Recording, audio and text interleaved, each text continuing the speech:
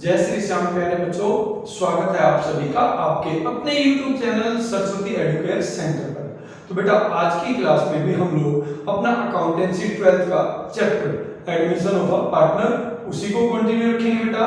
और आज हम लोग करेंगे रिवैल्यूएशन अकाउंट। तो रिवैल्यूएशन अकाउंट क्या होता है, ये हम लोग क्यों बनाते हैं, थोड़ा सा बेटा पहले इसके बारे में बात कर लेते हैं। बाय नेचर रिवैल्यूएशन अकाउंट एक नॉमिनल अकाउंट होता है बेटा, जिसकी डेबिट साइड में हमारी जितने भी असेट्स हैं उसके रिवैल्यूएशन से जो भी लॉस होगा या फिर लायबिलिटीज को रीअसेस करने से जो लॉस होता है हम लोग वो शो करते हैं। और क्रेडिट साइड में रिवैल्यूएशन ऑफ असेट्स से जितना प्रॉफिट है और रीअसेसमेंट ऑफ लायबिलिटीज से जितना प्रॉफिट है वो सब शो करते हैं। हम लोग रिवैल्यूएशन अकाउंट इसलिए बनाते हैं क्योंकि बेटा जो हमारी बुक वैल्यू है असेट्स और लायबिलिटीज की, उसमें टाइम के साथ साथ चेंज आ जाता है। तो जैसे एक नया पार्टनर फर्म में एंटर करता है तो उस डेट पे जो हमारी एग्जिस्टिंग असेट्स और लायबिलिटीज हैं वो सब ओल्ड पार्टनर्स की होती हैं। तो पार्टनर के आने से पहले, नए पार्टनर के आने से पहले हम अपनी असेट्स को रिवैल्यूड करके देखते हैं और अपनी लायबिलिटीज को रीअसेस करके देखते हैं कि हमारी असेट्स और लायबिलिटीज की वैल्यू में कितना चेंज रहा है। और उसके चेंज से जो भी प्रॉफिट या लॉस होता है बेटा वो सब ओल्ड पार्टनर्स का होता है, क्योंकि जितनी भी असेट्स और लायबिलिटीज हैं वो सब ओल्ड पार्टनर्स की हैं। हम उस प्रॉफिट या लॉस को ओल्ड पार्टनर्स में डिस्ट्रीब्यूट कर देते हैं। तो ये सब था बेटा रिवैल्यूएशन अकाउंट के बारे में। तो अब बात करते हैं रिवैल्यूएशन अकाउंट के फॉर्मेट के बारे में। तो जो रिवैल्यूएशन अकाउंट का फॉर्मेट है बेटा, जिसका दूसरा नाम है रिवैल्यूएशन का profit and loss adjustment account, ठीक है। उसकी क्रेडिट साइड में हम लोग इनकम दिखाते हैं और उसकी डेबिट साइड में हम लोग लॉस दिखाते हैं। किससे? रिवैल्यूएशन ऑफ असेट्स और रीअसेसमेंट ऑफ लायबिलिटीज से। तो यहां पर हम लोग बनाएंगे रिवैल्यूएशन अकाउंट। रिवैल्यूएशन अकाउंट में यहां पर आप पर्टिकुलर अमाउंट, पर्टिकुलर अमाउंट ये लिखेंगे। सबसे पहले बात करेंगे क्रेडिट साइड की। तो क्रेडिट साइड में तीन कंपोनेंट आते हैं एक्सेप्ट लॉस ऑन रिवैल्यूएशन। तो सबसे पहले आएगा बेटा by increase in the value of assets. अगर किसी असेट्स की वैल्यू बढ़ती है आफ्टर रिवैल्यूएशन, ठीक है, तो वो जितनी वैल्यू बढ़ी है बेटा वो हमें यहां पर शो करनी है। इसके बाद आता है बेटा by decrease in the value of liabilities. अगर रीअसेसमेंट ऑफ लायबिलिटीज से किसी लायबिलिटीज की वैल्यू कम होती है तो जितनी वैल्यू कम होगी उसको हमें क्रेडिट साइड में दिखाना है। इसके साथ आता है बेटा बाय अनरिकॉर्डेड असेट्स। अगर कोई ऐसी असेट्स है जिसको हमने पहले रिकॉर्ड नहीं किया है तो बेटा है तो वो पुराने पार्टनर्स की, तो उसको हम बुक्स में रिकॉर्ड करेंगे और ये हमारी फर्म के लिए फायदा है, इसलिए हम इसको क्रेडिट साइड में ही रिकॉर्ड करते हैं रिवैल्यूएशन अकाउंट की। अब बात करते हैं डेबिट साइड के कंपोनेंट्स। डेबिट में आएगा बेटा सबसे पहले to decrease in value of assets. जितना रिवैल्यूएशन के बाद किसी असेट्स की वैल्यू में कमी आती है सबसे पहले हमें इसको शो करना है। फिर आता है बेटा to increase in the value of liabilities. अगर रीअसेसमेंट के बाद किसी लायबिलिटीज की वैल्यू बढ़ती है तो उसको भी हमें डेबिट साइड में दिखाना है क्योंकि फर्म के लिए लॉस है। इसके साथ साथ टू अनरिकॉर्डेड लायबिलिटीज। अगर कोई लायबिलिटी जो हमने पहले रिकॉर्ड नहीं कर रखी है और उसका हमें रिवैल्यूएशन के टाइम पर पता चलता है तो ये भी हमारे लिए लॉस है। इसके साथ आएगा बेटा टू पार्टनर्स कैपिटल अकाउंट। अभी टू पार्टनर्स कैपिटल अकाउंट क्या है बेटा? देखिए रिवैल्यूएशन के लिए अगर हम किसी पार्टनर को अपॉइंट करते हैं तो फर्म उसको एक रेम्युनरेशन पे करती है जो रिवैल्यूएशन का फर्म के लिए खर्चा है। तो ये रेम्युनरेशन टू पार्टनर है बेटा, जो एक फर्म ने दिया है अपने पार्टनर को। किस टाइम पर बेटा? At the time of revaluation. इसके बाद आता है बेटा टू कैश या बैंक अकाउंट। ये है आपका रिवैल्यूएशन एक्सपेंसेस। अब ये क्या है बेटा? जब भी हम अपनी असेट्स या लायबिलिटीज को रीवैल्यूड करते हैं तो उसके लिए हमें कुछ खर्चे पे करने पड़ सकते हैं, ठीक है, वो है रिवैल्यूएशन एक्सपेंसेस। फॉर एग्जांपल, मान लीजिए हमें अपनी बिल्डिंग को रीवैल्यूड कराना है, हमें अपनी बिल्डिंग की वैल्यूएशन करानी है, तो उसके लिए हमें क्या करना पड़ेगा, किसी आर्किटेक्ट को अपॉइंट करना पड़ेगा जो आए और हमारी बिल्डिंग को रीवैल्यूड करे, उसका वैल्यूएशन करे। तो यहाँ पर हमें उसको कुछ पे करना पड़ेगा उसकी फीस के रूप में, तो these are called revaluation expenses. तो ये आपका रिवैल्यूएशन अकाउंट का फॉर्मेट है। अब हम लोग क्या करेंगे बेटा, क्रेडिट साइड को कंपेयर करेंगे डेबिट साइड के साथ, और अगर क्रेडिट साइड ज्यादा है तो आप यहाँ पे लिखेंगे टू प्रॉफिट ऑन रिवैल्यूएशन, और इसको ट्रांसफर कर देंगे ओल्ड पार्टनर्स को, हम लिखेंगे transfer to partners capital account या करंट अकाउंट, जो भी केस हो। और ये सब होगा बेटा ओल्ड पार्टनर्स ओल्ड रेशो। ऐसे ही अगर मान लीजिए ये बैलेंसिंग फिगर है, तो ऐसे ही मान लीजिए आपका डेबिट साइड जा रहा है, तो आप यहाँ पे क्रेडिट में लिखेंगे by loss on revaluation transfer to partners capital account, ठीक है।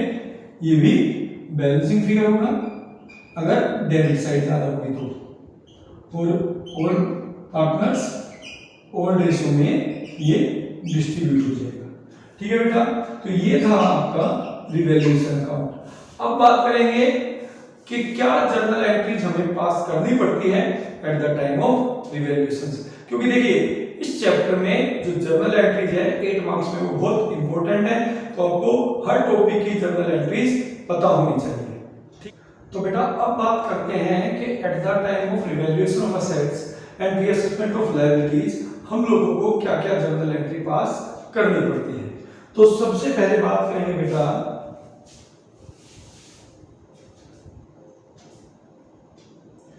अब बात करते हैं कि at the time of revaluation of assets and reassessment of liabilities हमें क्या-क्या जर्नल एंट्री पास करनी पड़ती है, ठीक है। देखिए जर्नल एंट्री बहुत इंपॉर्टेंट है, अगर आपका क्वेश्चन 8 मार्क्स का आता है तो पूरी चांसेस हैं कि आपसे जर्नल एंट्रीज पूछी जाएंगी। तो देखिए सबसे पहले बात करेंगे if value of assets increase, तो आप क्या एंट्री पास करेंगे। अब अगर असेट्स की वैल्यू बढ़ती है, ठीक है, तो ऑब्वियस सी बात है असेट्स बढ़ती है तो डेबिट होता है, और असेट्स की वैल्यू बढ़ती है तो फर्म के लिए प्रॉफिट है, तो रिवैल्यूएशन अकाउंट हो जाएगा क्रेडिट। तो पहली एंट्री हुई assets account debit to revaluation account, ठीक है। अब इसके बाद जो सेकंड एंट्री है बेटा if value of assets decrease, अगर असेट्स की वैल्यू डिक्रीज हो रही है तो फिर क्या एंट्री पास होगी बेटा। अब असेट्स की वैल्यू कम होना किसी भी फर्म के लिए नुकसान है, ठीक है, तो रिवैल्यूएशन अकाउंट हमारा नॉमिनल अकाउंट है, तो हम लोग रिवैल्यूएशन अकाउंट को डेबिट करेंगे और अपनी असेट्स की वैल्यू कम करेंगे, और असेट्स की वैल्यू कम होगी तो असेट्स अकाउंट हो जाएगा क्रेडिट, ठीक है। तो ये दोनों एंट्री थी बेटा असेट्स की, असेट्स के बढ़ने की और असेट्स के घटने की। अब इसके बाद बात करेंगे बेटा अपनी लायबिलिटीज की। तो जो पहला केस हम लोग करके देखेंगे वो करेंगे if the value of liability increase, if the value of liabilities increase.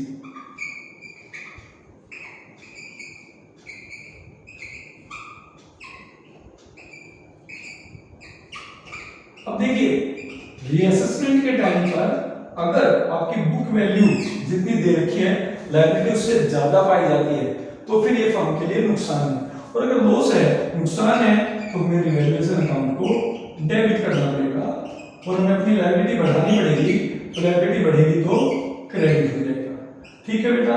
तो ये है the value of liability increase. अब इसके बाद बात करेंगे if value of liabilities decrease, अगर की वैल्यू कम होती है। अब यहाँ पर लायबिलिटीज का कम होना किसी भी फर्म के लिए अच्छा है। बुक में ज्यादा लायबिलिटीज थी और अब आपकी लायबिलिटी कम पाई गई, तो ये आपके लिए अच्छा है, तो ये आपके लिए प्रॉफिट है। तो यहाँ पर जब लायबिलिटी बढ़ती है तो क्रेडिट होगी, अब लायबिलिटी कम हो रही है तो बेटा इसको हमें करना पड़ेगा डेबिट। तो हम एंट्री पास करेंगे liabilities account debit to revaluation account, to revaluation account. तो ये थी बेटा लायबिलिटीज की एंट्री। अब इसके बाद बात करेंगे अनरिकॉर्डेड असेट्स और अनरिकॉर्डेड लायबिलिटीज की। जब हम लोग असेट्स को रिवैल्यू कर रहे हैं, लायबिलिटीज को रीअसेस कर रहे हैं, तो पता चला कि कोई असेट्स और लायबिलिटी है जिनको हमने बुक्स में रिकॉर्ड ही नहीं कर रखा। तो पहले बात करेंगे if there is unrecorded assets,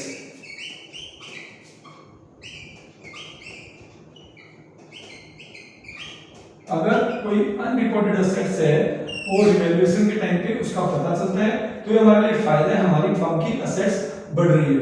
और असेट्स बढ़ेगी तो बेटा हम असेट्स अकाउंट डेबिट करेंगे और फर्म के लिए फायदा है तो रिवैल्यूएशन अकाउंट क्रेडिट करेंगे।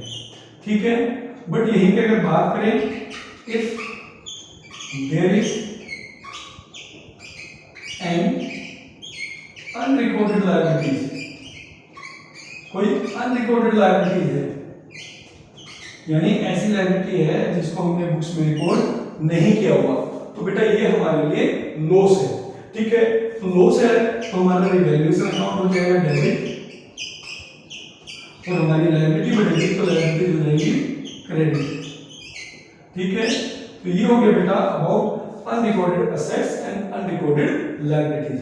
अब बात करेंगे बेटा रिवैल्यूएशन एक्सपेंसेस की। अब रिवैल्यूएशन एक्सपेंसेस में दो तरीके के खर्चे आते हैं बेटा। पहला खर्चा होता है कि अगर फर्म ने किसी पार्टनर को अपॉइंट किया हुआ है for the purpose of revaluation और फर्म उसको कुछ रेम्युनरेशन पे करती है, तो पहला केस करेंगे if firm paid remunerations to a partner. Revaluation के लिए अगर फर्म किसी पार्टनर को रेम्युनरेशन पे करती है, तो देखिए रेम्युनरेशन पे कर रही है तो यहाँ तो पे कर ही रही है तो फर्म के लिए खर्चा है, तो हम एंट्री करेंगे revaluation account debit to concern partner capital account. Firm के लिए खर्चा है बट उस पार्टनर के लिए इनकम है, उस पार्टनर को मिल रहा है। ठीक है, पार्टनर की कैपिटल बढ़ जाएगी और फर्म का रिवैल्यूएशन अकाउंट डेबिट हो जाएगा। फिर ऐसे ही if firm paid revaluation expenses. अब ये रिवैल्यूएशन एक्सपेंसेस क्या होते हैं बहुत से बच्चों को नहीं पता होता। देखिए बेटा, जैसे कि मान लीजिए रिवैल्यूएशन के टाइम पर फर्म अपनी बिल्डिंग को वैल्यूड कराना चाहती है, बिल्डिंग की वैल्यूएशन कराने के लिए उनको एक आर्किटेक्ट अपॉइंट करना पड़ेगा जो आएगा और बिल्डिंग की वैल्यूएशन करेगा।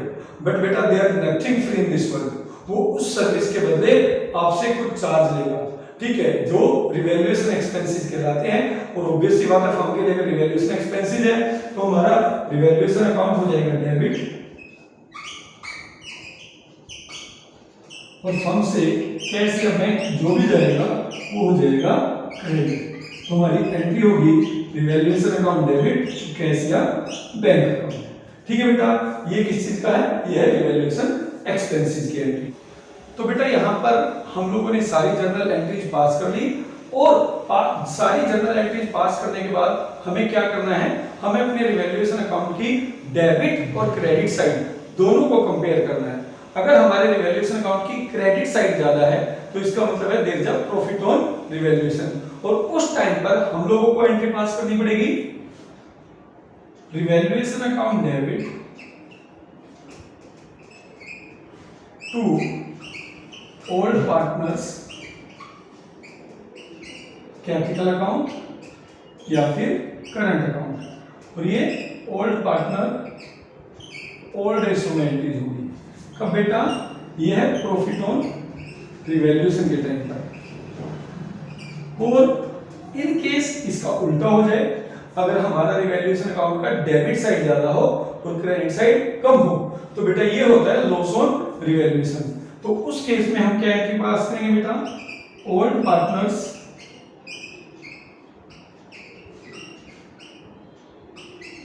कैपिटल या current account debit to revaluation account. ठीक है, और ऑब्वियस सी बात है बेटा ये ओल्ड पार्टनर्स ओल्ड रेशियो में होगा। ठीक है, ये है बेटा लॉस ऑन रिवैल्यूएशन की एंट्री। तो आज की क्लास में हम लोगों ने सीख लिया बेटा अबाउट रिवैल्यूएशन अकाउंट और रिवैल्यूएशन के टाइम पर हमें क्या क्या जर्नल एंट्री पास करनी होती है। आई होप आप लोगों को ये टॉपिक अच्छे से समझ में आया होगा बेटा। अगर वीडियो अच्छी लगी तो अपने दोस्तों के साथ शेयर जरूर करें। चैनल पर नए हैं तो चैनल को सब्सक्राइब करें। आज की क्लास में केवल इतना ही। अब मिलेंगे अपनी नेक्स्ट क्लास में, तब तक के लिए शुभ रात्रि, जय श्री श्याम।